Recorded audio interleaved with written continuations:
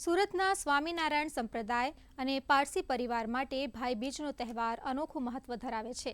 કારણ કે ભગવાન સ્વામિનારાયણે સંવંત 1881માં આજના દિવસે તેમની પાઘ અને શ્રીફળ સુરતના પારસી કોતવાલ અરદેશરને પ્રસાદી રૂપે આપી હતી.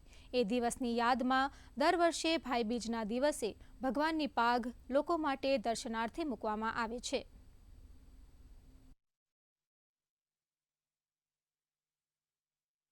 આ પાગ અને શ્રીફળ 201 વર્ષ થયા છે. આવતા મહિને માગસર સુદ બીજના દિવસે અને 202નો વર્ષ બેસશે. અને આ પાઘડી પોતે સ્વયં ભગવાન સ્વામિનારાયણે મારા જે પૂર્વજ છે અટેસર કોટવાલ તેમને આપી હતી.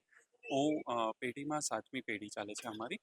અને અટેસર કોટવાલ જ્યારે ભગવાન સ્વામિનારાયણ સુરતમાં ભ્રમણ કરવા આવ્યા હતા 1881માં, જ્યારે ભગવાન જતા હતા વિદાયમાન લેતા હતા શહેરથી, ત્યારે અટેસર કોટવાલને મનમાં એક ભાવ હતો કે ભગવાન મને પોતાનું કંઈ આપતા જાય જેને હું આગતા સ્વાગતા કરી શકું, જેની હું પૂજા અર્ચના કરી શકું, એક ભેટ સ્વરૂપ કંઈ લાગણીશીલ આપતા જાય.